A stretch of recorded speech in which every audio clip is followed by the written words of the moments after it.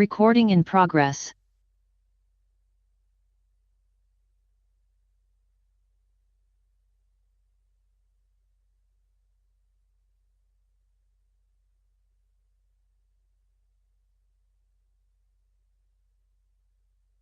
We have an agenda in front of us. There are no changes to the agenda that I know. No, Chair. Can I get an approval for the agenda? Directors Gisborne and Isaacson.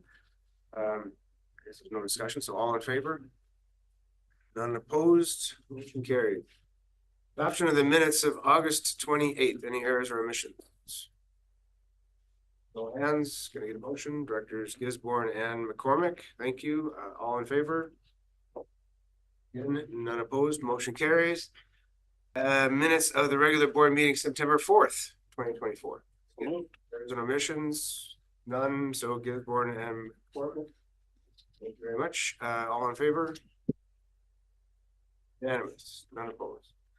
No delegations, no unfinished business, and surprisingly no correspondence. Let's move on to the chair's report. August 31st, September 1st, down in Area C, we had the 43rd Sunshine Music Festival. That was a lot of fun, great music, great weather, great food, a lot of fun to be had. I just want to give my thanks to the organizers and all of the volunteers, of which there are plenty that make it happen. On September 9th, there was the library. I attended the library trustees meeting. Summer programs were very well attended, lots of fun things coming up.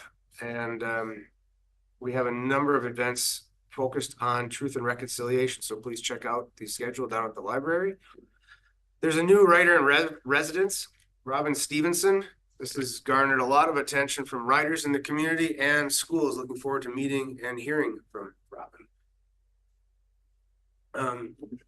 The trustees have started receiving a new report each month showing the progress being made by the library to follow up on recommendations made by the Rick Hansen Foundation as part of their accessibility plan.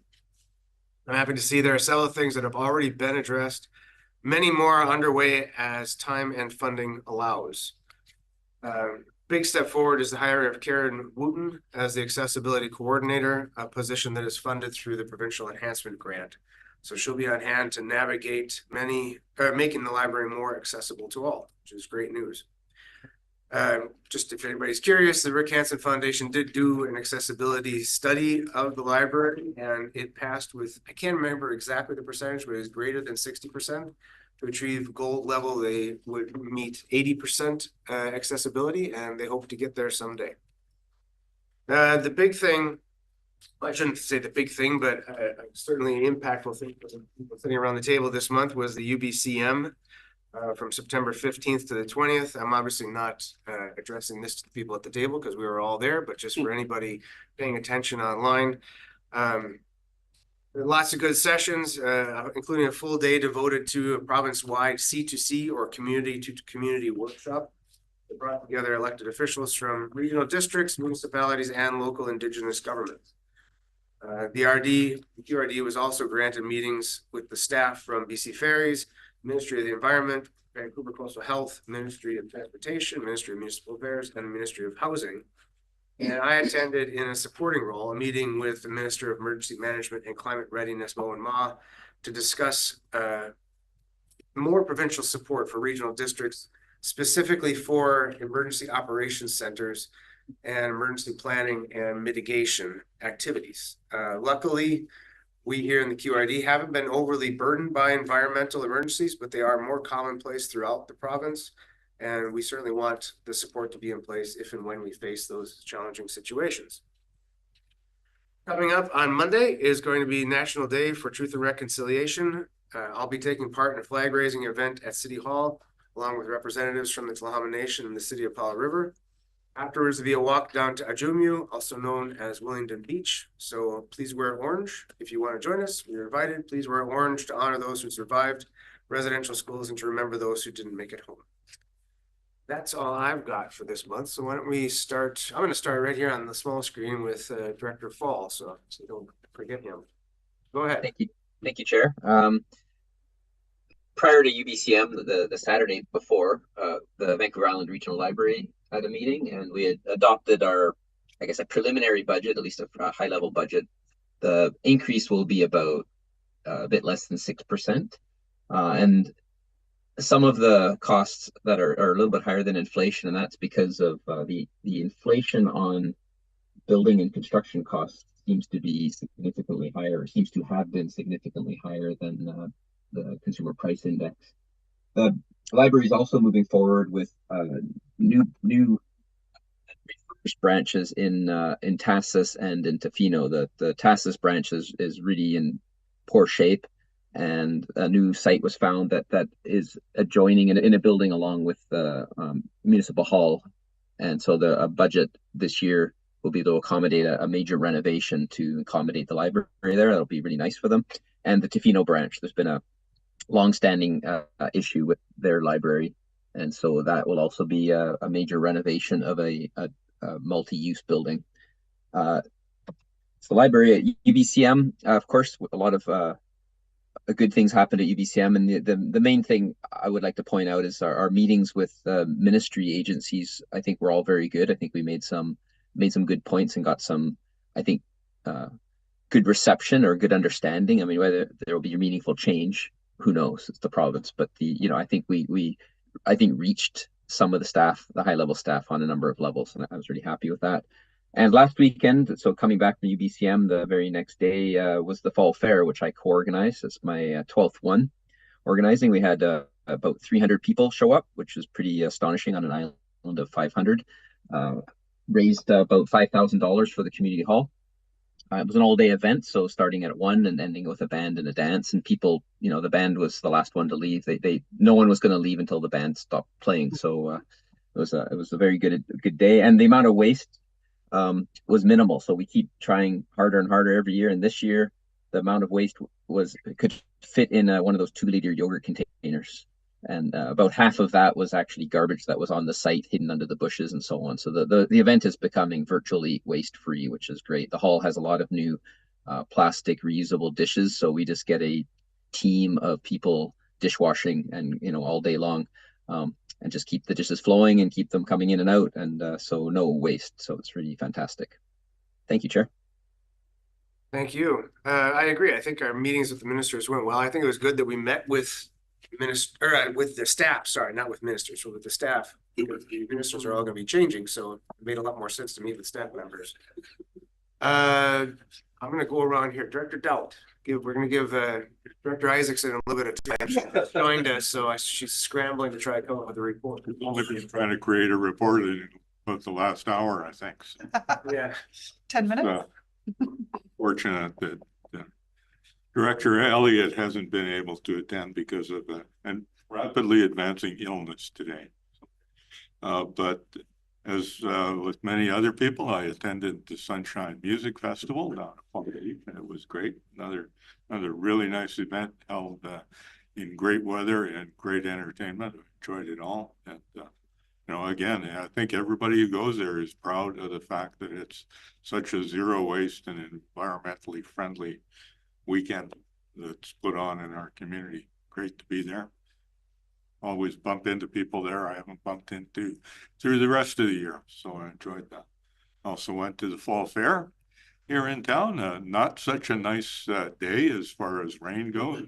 Rainy in the morning, but I was up there and walked around, and lots of good displays, lots of people there, and the kids were loving the train rides as they usually do.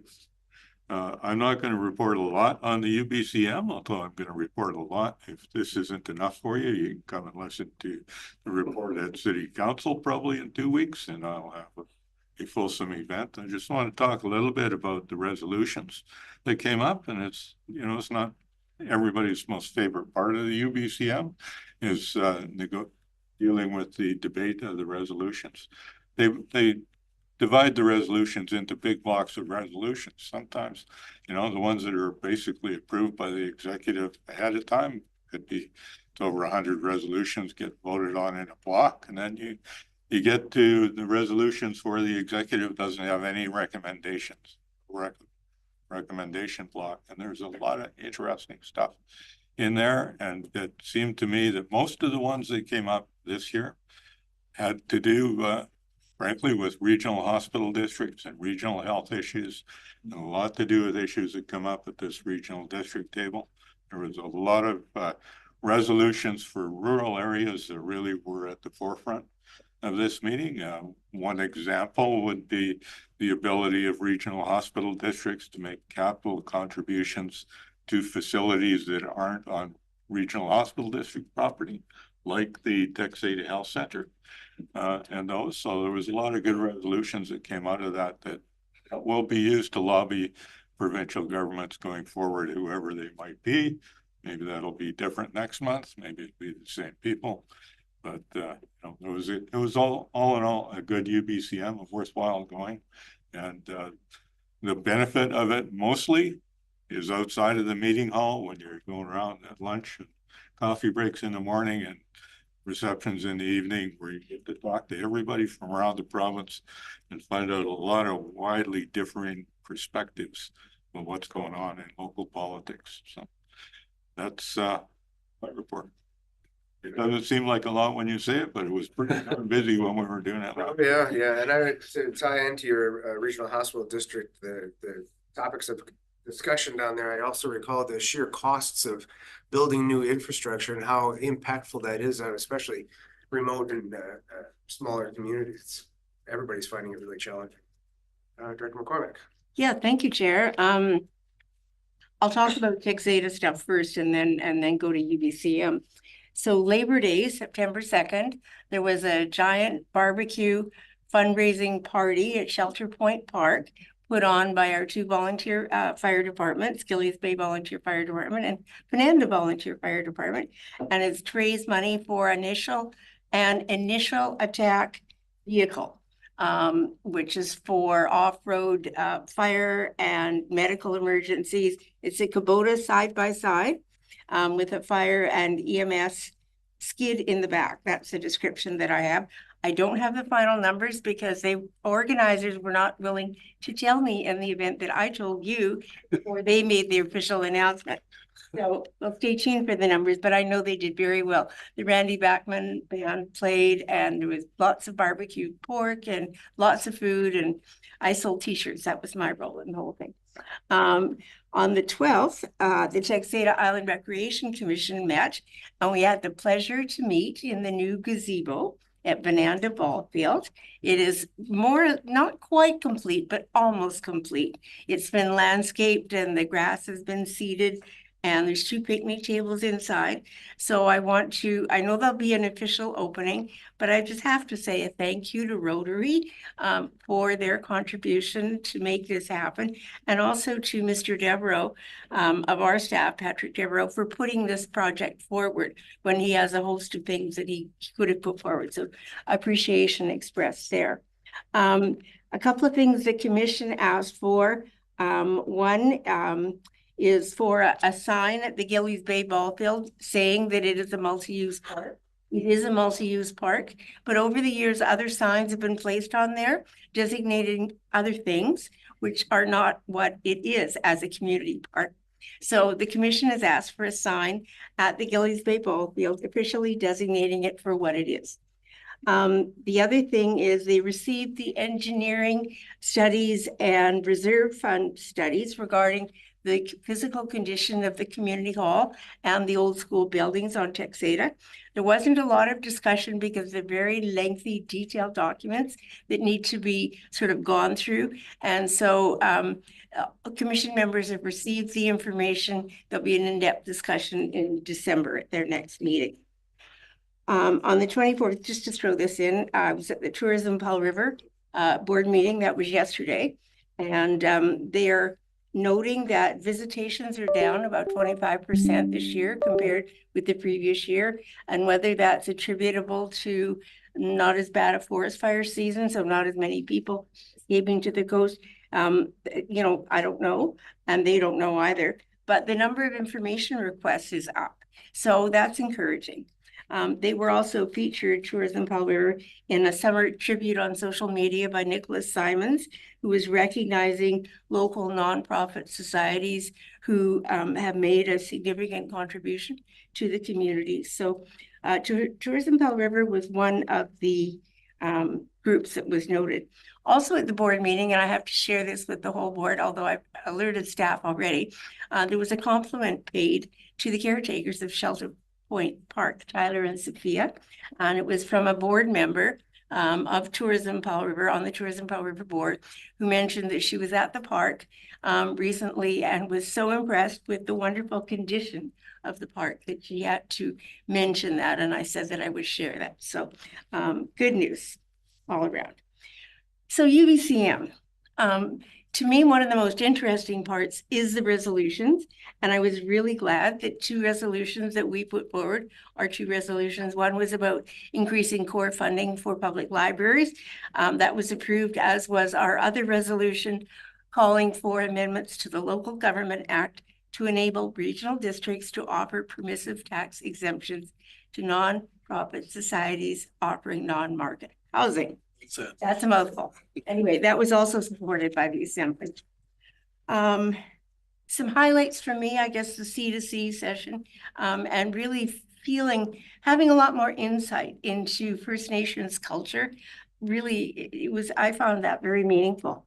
The Electoral Area Directors Forum, I heard that there's many electoral area directors who are unhappy with the resources related to housing, resources that they would need to support the provincial housing initiatives. And so in rural areas, that was a common concern.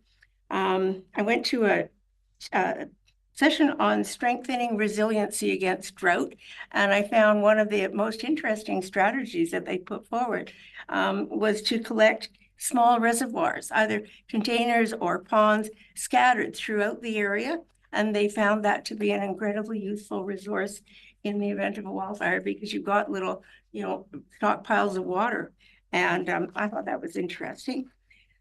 I was impressed with our meetings with the ministers, most significantly a whole hour with the staff of BC Ferries, and who genuinely seemed more interested than I've heard for a long time in understanding the concerns of local government and trying to work with us. So I was very encouraged by that meeting. I was also encouraged by the meeting with the MOTI staff regarding the issue you raised, Chair Brander, about the Highway 101 and the issues there. And what I raised from the taxated drainage study was the failure of culverts. And so they definitely said they would look into both of those issues, which is probably as much of a commitment as we could get from them. So thank you. That's great. Between the fundraising parties on Texada and the fundraising parties on Lasqueti, you guys should get together and see who can, like a competition, see who, and then you can get Savory involved too. We could have a bake sale and we have. Director O'Connor. All right, sorry, Director Gisborne. Oh, yes. Busy month before I even got to UBCM, mainly trying to get the farm ready before I left, because of course you got to bring in all the harvest before the bears come. The one event I attended as a director was the King's Medal Award ceremony on the 13th at the Legion for Stuart Alsgaard. And, they go through all the ceremony, and Nicholas Simons is the MC, and he, gives the medal to Stuart, who is, very humble as he is. And after the ceremony is coming to a close, Stuart Alsgaard reaches into his pocket and pulls out a letter and says, "I just received this, and it's a letter on behalf of His Majesty the King to prevent the King's Award to Nicholas Simons for longstanding service." And the look on Nick's face was, "Me?" So that was a wonderful moment, and it was good to be there for that. And then off to the UBCM I went, which was has been covered by many others around the table. The C2C was a very wonderful session, and it resulted in a lot of after session discussions around the table with members of our community and members of other communities about how we as elected leaders can help move forward with reconciliation. Another interesting thing is we had a meeting scheduled with Ministry of Housing staff for the capacity funding grant, and I just so happen, speaking to Director's point around some of what happens outside of these sessions, I somehow managed to find my way into a reception, and then I get there and they go, "Well, it's a housing reception." And 10 minutes later, the Minister of Housing walks in, and I go, "Well, explained what our meeting is going to be with the staff in the next few days about this capacity funding grant. And Ravi goes, "Oh, that seems fine. You know, you guys can keep your money and keep using it to work on similar initiatives." And he turns to his private secretary person and goes, "We're not going to ask for their money back." And they go, "Nope." So I go, "Wonderful." And then there was some discussion as impromptu about, well, we do have another issue related to housing, and that is the secondary suite incentive program. So I was also able to touch base with the Ministry of Housing staff. They were okay with changing topics. And then we had a really wonderful session with the Ministry of Housing around the secondary suite incentive program. We had Donna McMahon on behalf of AVICC there, the mayor of Dodging Geese from Haida Gwaii, director from North Coast, and we essentially made a pitch of, there are some options for how our community could be eligible. And the good news is we didn't hear any no's from the staff. They didn't seem to have any barriers. And of course, we'll see what happens as, of course, it goes up the chain. Also, great resolution sessions and a lot of really good conversations and networking and finding out, how other communities handle issues that we're dealing with. And then also there's other issues that communities are facing, and they come up and I go, well, this is how we dealt with it. And it's a great resource. And also at the banquet, our good mutual friend, I'm sure many of us know, Al Richmond, received his 25 years of service award. And I just wanted to give another little congratulations to him, because he's been an absolute source of information to talk to at those conventions.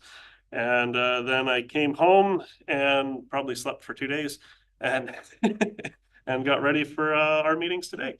That's it for me for now. Thank you, Chair. Okay, thank you. And thank you for mentioning Stuart Alsgaard and Nick Simons. We want to wish them the best and well-deserved congratulations that they got, and wish Nick well. He's now no longer an MLA, so after retired life. Director Lennox. Yeah, thanks, Chair. Very, very well deserved for both those people. I'll just start with UBCM and then move to some other stuff. I agree with the other directors. I mean, it's my second go around, and it really allows me, as Director Doudt said, perspective. The networking is amazing. Things you go, oh, I should have thought of that kind of moments. And a lot of issues that are related to regional districts and rural areas that came before us, and the resolutions are always impactful. The way that people really think these issues out, and come up with good amendments too when things aren't going the right way. And I concur with Director Gisborne that the meeting with the Ministry on Housing, and just that that there was an idea that wasn't sort of, oh, we can't do that. It was actually a really kind of empowering moment to say, hey, that sounds like an idea that maybe can help everybody out. So those are good moments. I won't go through all the different meetings. I did carve off, I used the provincial desk for the first time. Obviously with Lund Water and the discussions we've been having and the intricacies involved, and I'm the newest player for many of the folks involved. I took the moment to meet one of the folks in the ministry that's been on that file for a very long time. And so just, again, sitting down face to face with people and establishing a relationship can only be beneficial. That's my optimistic side, but it was great. And so that's just the start of that. Learning more about UNDRIP reconciliation, again, getting more rounded on what's for me some of the newer concepts, but also the acknowledgement by many of the First Nations attendees that not so long ago these sessions and these meetings would never have even happened. And if you think about where we are in history, it's pretty impactful. So it's very neat to be part of that. And that whole day on C2C was also, again, helpful. And I actually met several constituents, bumped into them at the trade fair, and during some of the sessions where they're like, oh, I own a place up in Oakover or Savory or what have you, and so hand them my card. And but it's really interesting, when you just spur of the moment meet these folks. Stuff that's going on in Area A. There's always stuff at the Northside Recreation Center. We're just about to get going there. There's lots of excitement. The Building Advisory Committee's chomping at the bit to work with the staff on that. So we're looking forward to that. The Sevigny Community Plan, again, I touched base with staff today, and that work is fully underway. Referring people, to our website, because there's a lot of stuff going on, and that's where to get it. And the coinciding water study for Sevigny is important. So people that are listening, be involved. We talked about this earlier today, the Committee of the Whole, lots of contact regarding the Resource Recovery Center and issues there around the use of cash, and folks can check out our meeting minutes for that discussion. And just check my notes. I guess finally, I keep mentioning it every month, but the Highway 1 and 101 is, in my understanding, fully paved now in the main parts, and the shoulders are just being touched up, so it's pretty epic. And it's nice, but I just wanted to remind folks, we still have workers out there on the road. It's not marked and painted, and please slow down. The daycare just opened, so just chill out, but come and check out the new highway. That's it. Thanks. I'm hoping to get up there. I want to do a cycle ride up to the one before the really bad weather hits. So when that comes through. Cool. Thank you, Chair. A couple of items that might be of interest to Regional District. Also, wanted to mention regarding the King's Coronation Medals, another resident of the region, Dr. Evan Adams, was also a recipient of the King's Coronation Medal. So a promoter of and leader of organizations involved with Indigenous health and there may be others in our region, but those are the three that I'm aware of. And also connected to Dr. Evan Adams' son, Cameron Fraser Monroe, who's currently the choreographer in residence at the Royal Winnipeg Ballet, came to town with Ballet Kelowna, which performed 2 pieces that he choreographed with them, as well as a third piece choreographed by another person, and performed at Max Cameron Theatre. And it was just like, I was telling people, it was a salve for the soul to be in a room that was just absolutely adoring Cameron. So a young Tla'amin choreographer, ballet choreographer, and his pieces. And one of the things that their artistic director from Ballet Kelowna mentioned was that, as far as she was aware, it was the first time that an Indigenous ballet choreographer was able to bring back a professional company performance to a home territory. And so it's quite impactful. I won't touch on UBCM. I was there with my city hat on. One thing that may also be of interest to the regional district, there's an ad hoc kind of group of people who are in the initial stages of forming perhaps a housing roundtable. And so there are people who have been coming to meetings who are in other areas of the regional district, including Tuxedo Island, who are on the email list currently. There is no terms of reference. It's quite ad hoc in the moment, but it may be something in the future that perhaps the regional district may want to assign someone to. There is a model on the lower coast with a Sunshine Coast Affordable Housing Society, and they have a housing roundtable, and then they have some subcommittees, one for homelessness, one for seniors, and one for workers. And so I know that the regional district is already involved in that. The homelessness, I'm trying to remember the exact name of it, Homeless Task Force. Anyways, so it is very ad hoc at the moment. There's nothing, it is not been formalized, but perhaps it may be something that comes back to the regional district in the future. But so far the conversations have been around, working together and to have more housing, getting more people housed. So that could be building more housing, or creating more rental housing, or supporting people in getting housed in other ways. So also looking forward to being there with members of the regional district, but also from the city at the National Day for Truth and Reconciliation on Monday. In connection with that, there is a walk, and I want people to make sure that they know that the walk was advertised to start at 2 p.m. earlier. It is now leaving from the city at whenever the remarks there end. And so 11:30-ish will leave from City Hall down to Ajimu as Director Branders mentioned. So just be clear, it's earlier in the day and leaving from City Hall. And in conjunction with us, there's a 3 years Indigenous Film Festival at the Patricia Theater. It starts this Friday. There's a film every night until Tuesday. So some great options there for people. They're all free. And so come on down. Thanks very much. And yeah, thank you for mentioning Dr. Adams. We'll congratulate him. And I was not able to attend the ballet, but I heard nothing but glowing reviews coming from that. Moving on to the consent agenda. Does anybody have anything they want to pull? Seeing no hands, would somebody like to move it? Lennox and McCormick, thank you. All in favor? None opposed, motion carries. Great. Moving on to resolution 12.1. Qathet Historical Museum and Archives Association Service Contribution Agreement. How do we want to proceed? We have a recommendation in front of us. Anybody interested in moving it? Thank you, Director Fall, seconded by Gisborne. Any discussion? Director Gisborne?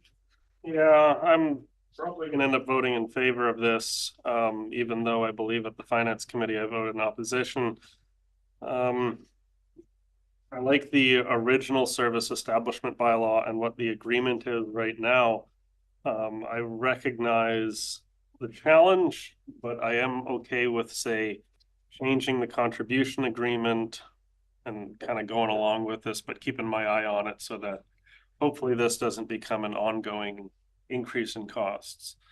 But I just want us to be aware that this is a change in the service establishment bylaw. And that is something that we should be very aware of as we move forward. Okay, any comments? Seeing no other hands, I'll call the question. All in favor? Any opposed? Not opposed, motion carries. 12.2, Resource Recovery Center financing status update. We have a recommendation. Director Doubt moves it, seconded by. No. Oh, I'm sorry. I'm gonna move an alternative resolution. Shouldn't be a surprise to anybody. But I'm gonna move option 2 in the report, and I'll read it. That the committee recommend to the board that the board directs staff to allocate 1.4 million of the community works funds towards completion of the Resource Recovery Center and Waste Transfer Station, and that the committee recommend to the board that the board approve additional borrowing of 1.1 million to fund completion of the Resource Recovery Center and Waste Transfer Station over a 30-year term, and that the Resource Recovery Center and Waste Transfer Station Loan Authorization Amendment Bylaw for 587.1/2023 be forwarded to the September 25th, 2024 board meeting for first through third reading. Got it in writing here if staff needs it, but it's option 2. Okay, thank you very much. Pass on to corporate officer. Do we have a second? Director Isaacson, thank you. I'd like to speak about that. We have funds in that budget from the provincial government, and I would prefer to use those funds. It's a Resource Recovery Center is an appropriate use for those funds, and that will minimize the result of taxation increases that everybody in the regional district will have to face. Moves it down from a higher amount to only 1.1 million, which is still significant, but I think it's a difference to use those grant funding funds to ease the burden on the taxpayers. Okay, thank you. Any other comments, Director Gisborne? Yeah, I thought we were friends. With that, we're just talking about the item here. This is between the electoral areas and the municipality. And I'm going to make it very clear for everyone in the room and in the public, the community works funds are given to the regional district based on the electoral area population. This is not given to the regional district for the whole regional district's population, just the electoral areas. The municipality gets their own community works funds, and I took a look at your finances, and the municipality, as I understand, has enough money to match our contribution from the electoral areas. And I would be happy to contribute electoral area community works funds at a matching rate with the municipality. I think that's fair. I think that's reasonable. I think that's equitable. Because going down this path invites a small problem that will grow bigger. This came up at the Electoral Area Directors Forum, where a lot of regional districts don't even allow the discussion of community works funds to come before the board. They're handled by the electoral areas. The municipal directors don't even see it until they go to adopt the budget. Now, this proposal is that it comes up to the whole board. And what has been proposed is that the electoral area funding goes towards shared services. And I have to place the blame onto Geraldine Kirk at that because she put me on the spot. And what I proposed was that the UBCM should change its policy so that all community works funds goes directly to regional districts and not go to the municipality at all. There was a lot of folks in favor, but I figured the way it works right now is pretty good. If this motion passes, then I think, out of fairness, that I would look forward to a resolution being supported by the City of Powell and the board that we ask the UBCM to change how they do community works funds policies so that 100% of our community's funding goes to this table, and the municipality will have to ask the board if they want to share. I can't support this motion.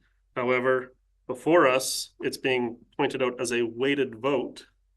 So I guess my question is if the two municipal directors vote in favor and the electoral area directors vote opposed, are they able to take our community works funds for this shared project? Would that pass? Mr. Chair, point of privilege. Okay. Okay. Director Isaacson and I are municipal directors of the regional district. We're not here representing a municipality. We're representing regional district taxpayers who live in the city. Okay, thank you. I completely We agree. are members of the regional district board. We are not a foreign group. 100% agree. Let's go through the chair. Yeah, from what I understand, because of the way to vote, that the two municipal directors would overrule the electoral area directors. Yes. Correct. CAO. And then in response to the answer to that question, if that is the route that is going to happen today, I am going to reference a piece of advice that Colin Palmer gave to me many years ago. He said, if this situation ever comes up, the electoral areas can't stop it with a vote. But if 4 electoral area directors get up and leave the room, this assembly no longer has quorum and the municipal directors are not able to take our electoral area funding. That is funding that goes to our fire departments, our water systems, our electoral area issues. We have serious issues. And when the province gives out funding, they always give more money to municipalities. This resource recovery center is very expensive. It is a regional benefit, but this was a municipal liability that the region took on. And I find it very difficult to stomach this proposal. And if the intention is that they're going to move forward and take up our community works funds, then I will leave the room and I will ask other electoral area directors to leave the room because that will be the only way that we can protect our electoral area taxpayers. For your comments, do we have any other speakers today? Director McCormick. Yeah, thank you, Chair. I would echo the comments of Director Gisborne in that I believe community works funds belong to the electoral areas, and I've made that case many times at this table, or at least tried to.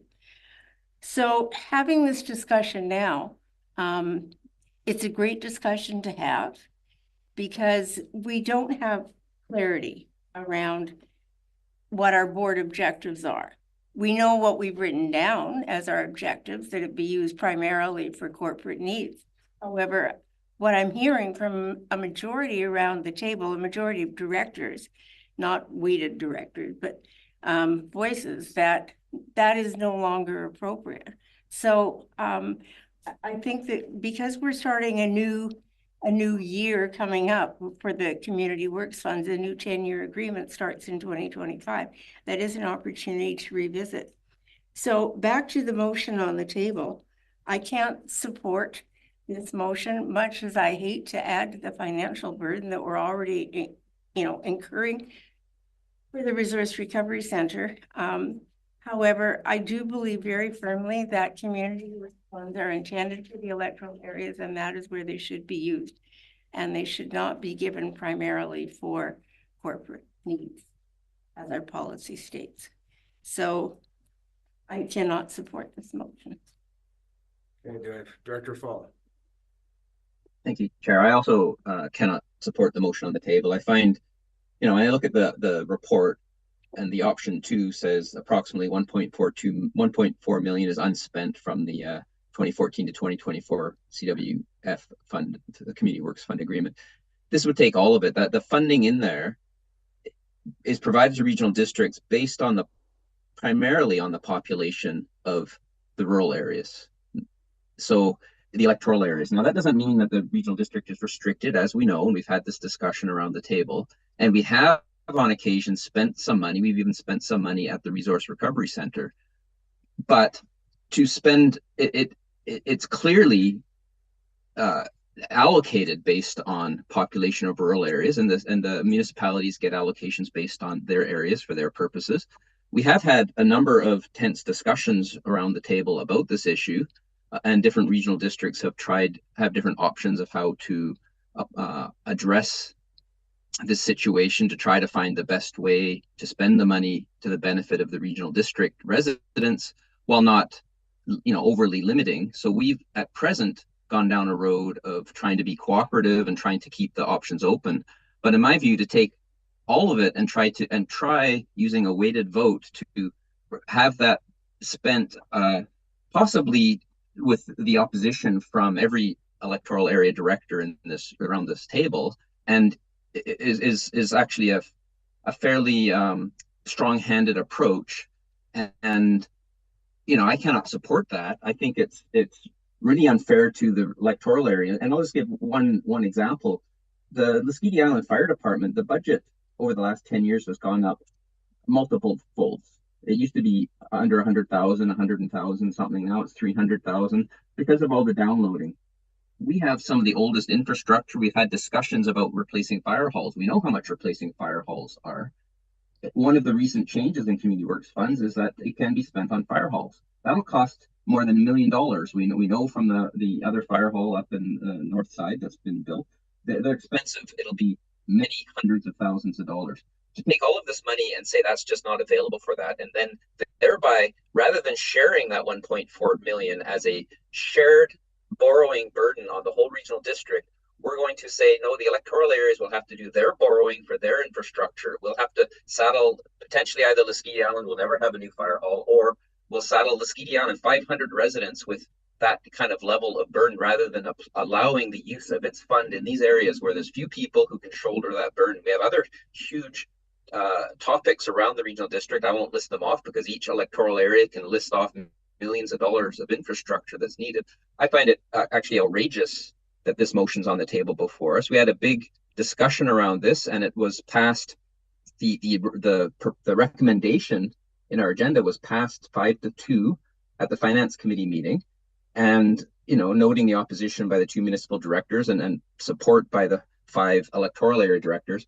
And this is a weighted vote, so we can either sit and watch, or we can, there could be a hardball response as indicated by Director Gisborne, which I think is kind of difficult too. But I really think this is really unfair, and I think it really sends a very strong signal. And to support the comments by Director McCormick, I really think if this passes with the opposition of every electoral area director benefiting from the weighted vote, to force this on this decision, taking all of the money away from electoral areas, then I really think a review of the way Community Works Fund is allocated, and a mechanism so that the decisions are decided by only the electoral area directors, as is done in some regional districts, would be gaining my support. And I think that's the way we're going to have to go. and thereby maybe restricting our option to have benefit in shared services outside electoral areas. Thank you, Chair. Lennox.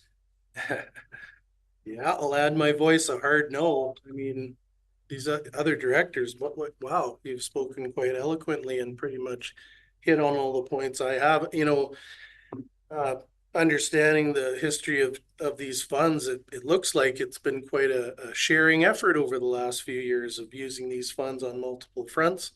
And we've got a lot of pressures coming at us in electoral areas, my area alone, but also, you know, things like fire halls. And I really want to be able to support the other areas in a kind of a equitable basis, right? If we just dump all the funds on a project that's ballooned from, you know, how many fold it's ballooned, and then just use up all of our options, that's kind of leaves the electoral areas hanging, and then it sets up this kind of antagonistic weighted vote scenario where, you know, is that how we're going to play in the sandbox? So, you know, I think I'll leave it at that. The other directors have spoken very eloquently. Thanks. I'm just going to weigh in myself. I agree with what the electoral area directors have said. I think this is a heavy-handed approach, and I think it could have repercussions down the line that nobody wants to deal with. Director Isaac. Thank you. Yeah, we're in a weird situation where I was not part of the original discussion, and so I think it's a little bit presumptuous to know how I'm going to vote. Municipal directors don't vote as a block. And so I really am listening to the conversation today, reading the report. I only listened into part of the meeting when this was discussed.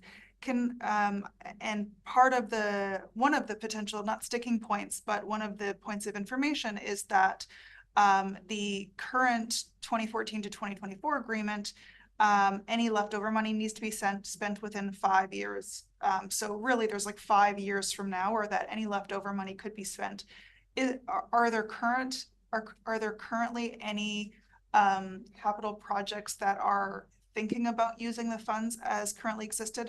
I didn't hear that part of the, I see some nods, but if I could just hear a little bit of background about what those are. Yeah, which have some comment, or would it be a staff member? The chair, green sheet. Pond, Myrtle Pond. Big something. Zeta Community Hall, 85. the old school library. So to clarify, it's not, I'm not wondering if I know there are ways. Is there anything currently in like the 5-year capital plan that these funds are dedicated towards? I see nods. Okay. From my understanding, in the spirit of the Community Works Fund, it is meant for electoral areas, and it sounds like there's a bit of discrepancy in policy. I see that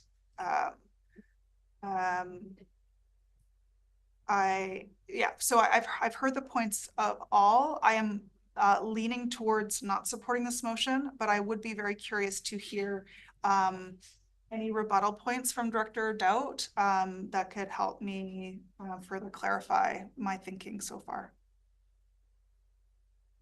I don't see Director Doubt with a hand up. Director Paul had his hand up. I'm sorry. Okay, Director Fall. No, that's okay. Okay, Director Gisborne. I have a question to our finance team. Through the chair. Oh, through the chair. Sorry. Okay, sorry. I through the chair. I like to look at when I talk to folks. When does our finance department need a decision from this board on this item? Is it like if it gets delayed a month, how would that sink our ship? The chair. Thank you, Chair. So, you know, I don't think it's that urgent. We do need the funding though to keep going with the project. So, you know, would be best if we could adopt it today, you know, or get the third reading today. And then, because it still has to go to the ministry for approval as well, and then back to us for adoption. Okay. So we're still a few months away. Okay. And then to follow up on that, I recall over a year ago, Chair Brander put forward a really good idea, which was to reach out to the municipality and see if they would partner with us on funding, because I understand where Director Dowd is coming from. You know, we take on additional debt.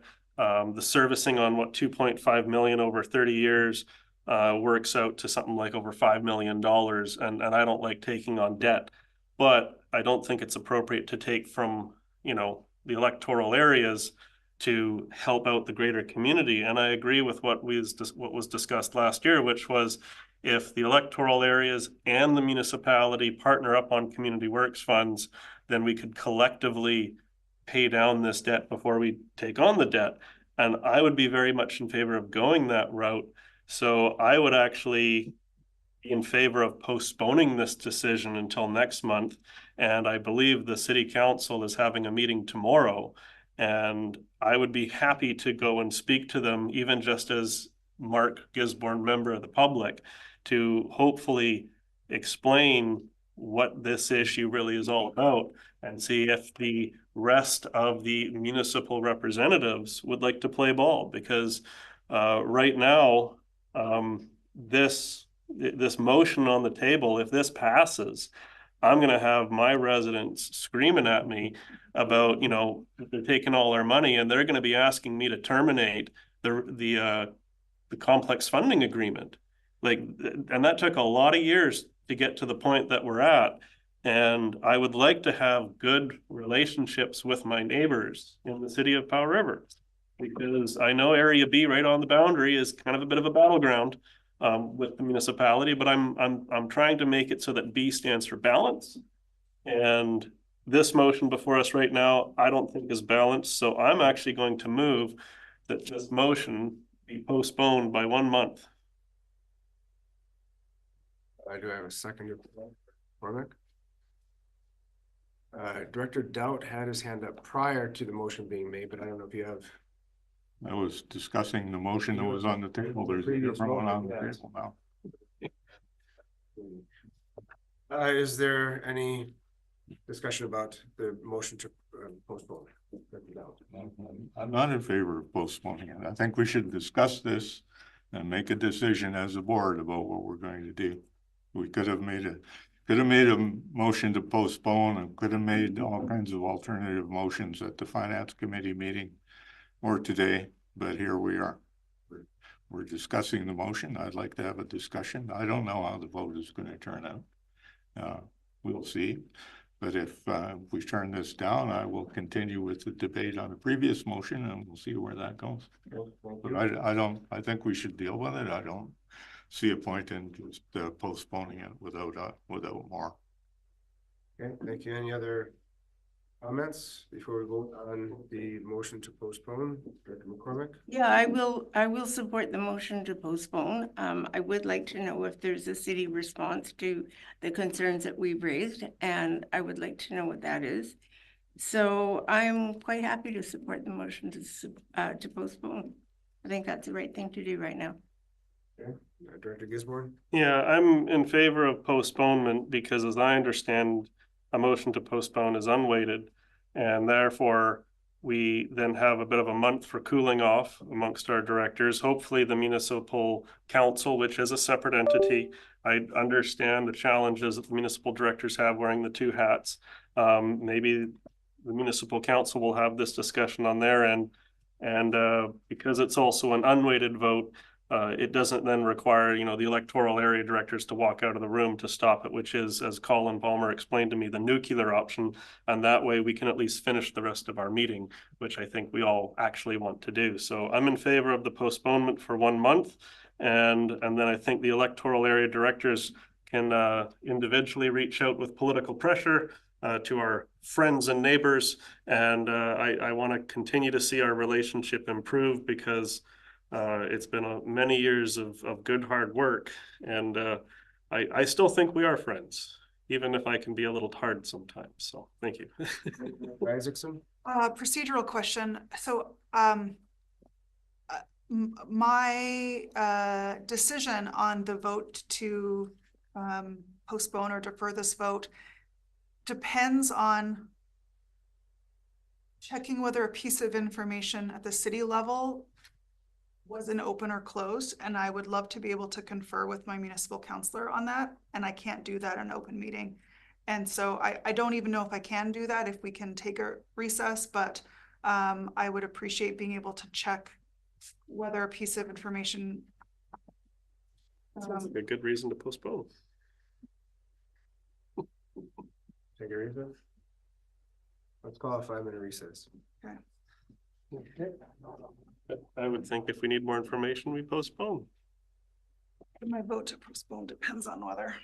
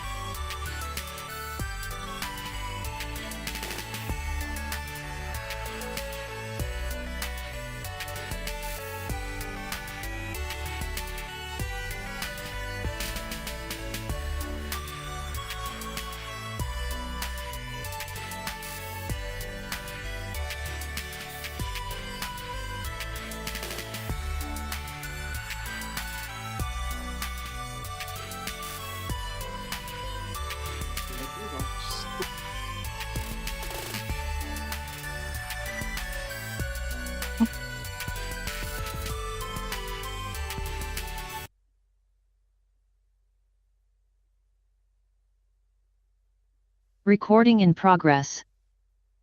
Okay, we're back from recess, and Director Isaacson had the floor. Thank you, Chair. I wanted to check whether a conversation had been in an open or closed meeting, and so I wanted to remind this board that the board did make a previous request to the city for community works funding for this project, and the city did decline that invitation. And so I think while there maybe weren't specific numbers on the table at that time, that question has kind of been asked and answered. I don't know if going to the city, I mean, I can't predict what the city would do, but I don't know if there would be additional information agreement to support a deferral. So I don't support the motion to defer. Okay. Or postpone, what is it? Postpone. Postpone, sorry. Okay, thank you. I don't see any other hands up right now, so we'll call the question on whether or not to postpone. So those in favor of postponement? Those opposed? Director Fall, were you in favor or opposed? As a in favor. Okay, so that was 4-2-3, so Passes. passes.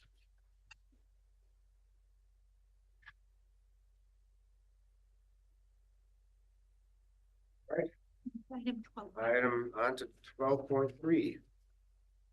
Volunteer Fire Department Service Review. Recommendation, Director Gisborne, second. Director Lennox, second. Any discussion? Director Gisborne. Yeah, just my question. I put forward, I believe the motion, and it had like a lot more kind of details about what I would like to see in the service review. And I'm just wondering, when this report comes back regarding the costs and other implications, is it also going to cover those criteria that I had requested? I'm seeing nods from the CIO. So with that, I'm happy to vote in favor. Okay, so see Director Fall. Thank you, Chair.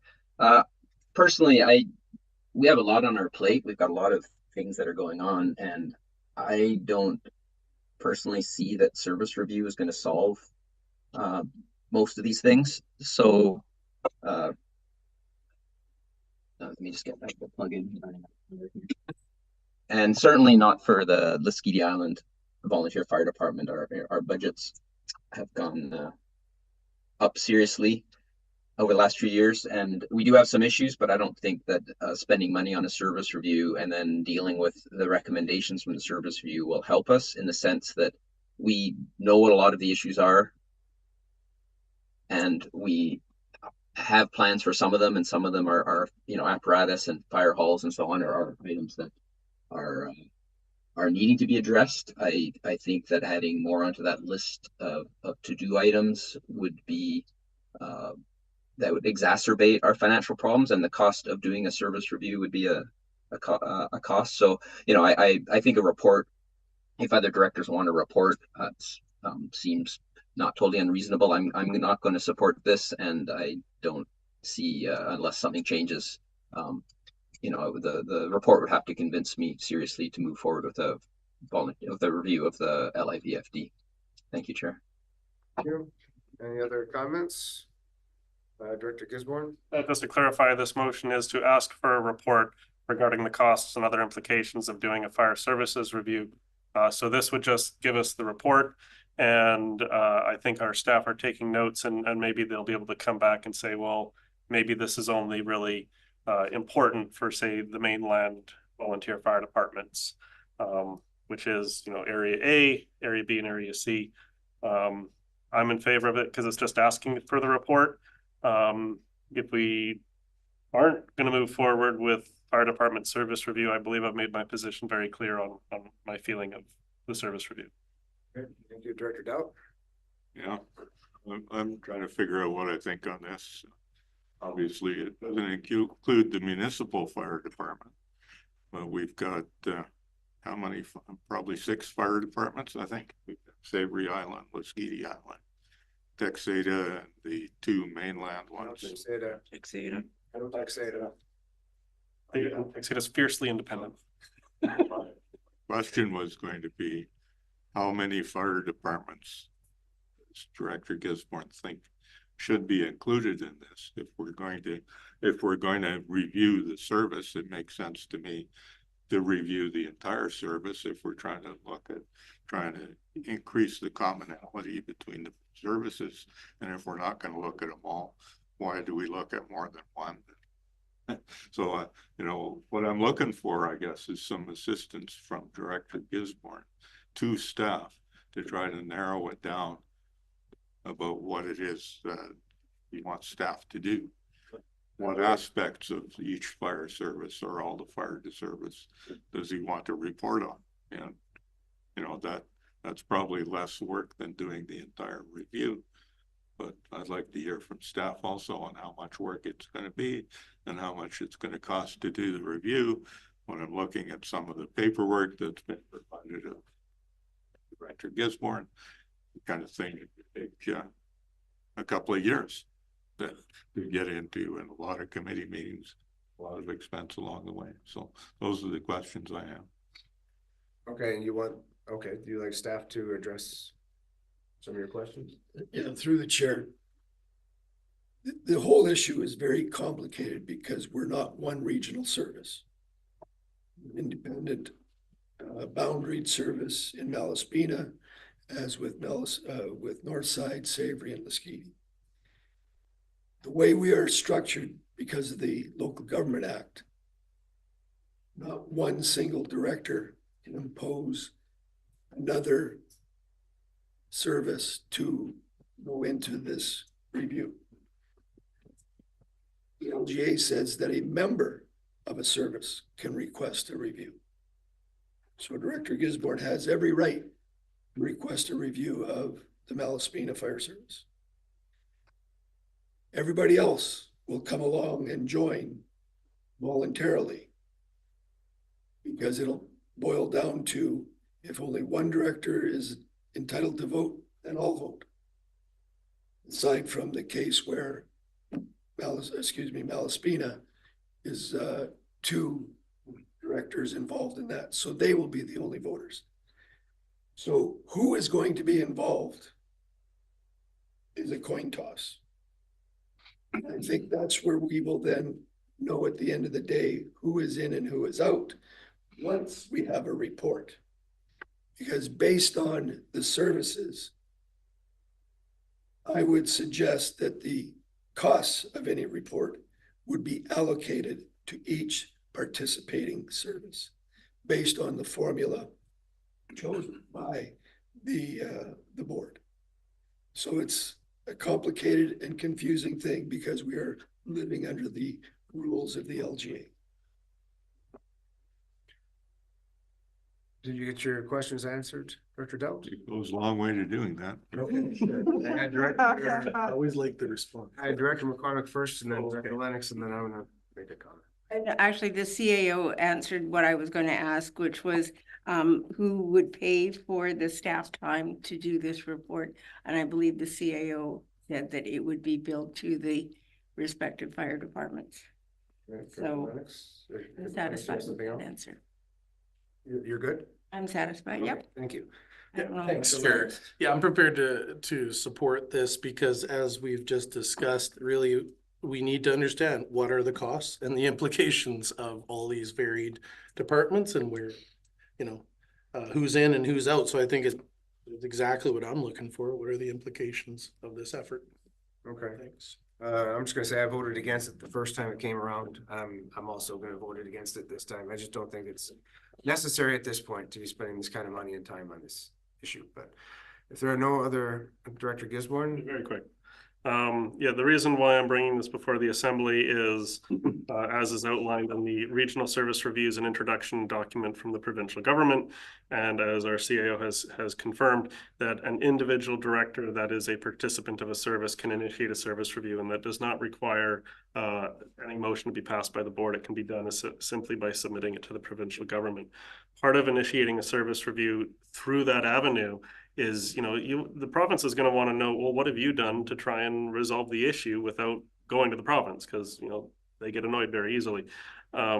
So this is my attempt to get this issue before the regional district so that we can deal with this in-house and we can deal with this in the way that the board feels appropriate. If the board's will is not to go that route, I have been, I think, pretty clear and insistent that I do want to see a review of the fire service, at least in my area, because I have a number of concerns and I'm hearing concerns from the community. So I'm in favor of the motion because I think it creates a more collaborative approach for, trying to get these issues addressed. And I'm trying to be cordial. Thank you, Chair. Okay, seeing no other hands, we'll call the question. All in favor? Any opposed? Motion carries. 12.4, Sabre Island Community Plan Advisory Committee. There are two motions here and they're unweighted, A, B, C, D. Somebody like to? Yeah, do we have to move them separately, Chair? or- Yeah. Okay, so I'll move number one there. Okay, Directors Lennox and Gisborne. Any discussion? Dr. Lennox? Yeah, just quickly, thanks to staff. I know they're trying to, meet our aggressive timelines, and this is part of it. We want to advertise and get the committee going, so I think it's a no-brainer. Get moving. Okay. All their hands up, all in favor? Any opposed? Not opposed, motion carries. I'll move number two as well, please. Okay, Lennox and Gisborne. Go ahead. Yeah, just a quick comment, Chair, that, and for those watching, that we have had a chance to get input from our last discussions on this, and I think we've addressed the concerns that were raised. And I'm happy with the terms here on the for the committee. Thanks. Okay, seeing no other hands, I'll call the question. All in favor? And none opposed, motion carries unanimously. No reports, moving on to bylaws. Anybody like to read that for me? For us. I move that the board give first and second reading to Heritage Conservation Service Establishment Amendment Bylaw number 529.1 2024. Seconded by Lennox. Any discussion? All in favor? Any opposed? None opposed, motion carries. I'll move that the board give third reading to Heritage Conservation Service Establishment Amendment Bylaw number 529.1 2024. Seconded by Director Lennox. Any discussion? None. All in favor? Any opposed? None. Motion carries. And I'll move that the board adopt Heritage Conservation Service Establishment Amendment Bylaw number 529.1 2024. Seconded by Director Lennox. Any discussion? Director Gisborne? I have expressed before that I have some concerns about amending the Heritage Conservation Service Establishment Bylaw. But at the same time, I understand why the rest of the assembly wants to go along, and I'm just letting everyone know that I'm going to keep my eye on it, and I hope all the other directors do as well. Because sometimes you make a decision and then years later the cost balloons. So I'm okay for now. Okay. Seeing no other hands, all in favor? None opposed, motion carries. 14.2, whoop. No. Oh, sorry. Let's postpone. Yeah. Oh, that's right. Right. Save that for later. Oh, yeah. No new business question period. Mr. Galinsky. Thank you, Chair. I'm listening to the meeting. I don't have any questions this afternoon. Thank you very much for the opportunity. You're very welcome. So, in-camera session, we have a proposed in-camera session or closed session. Director Gisborne, you want to read that? Let me double check, but I think it's. Hold on 1 second, please. Yeah. It's very small.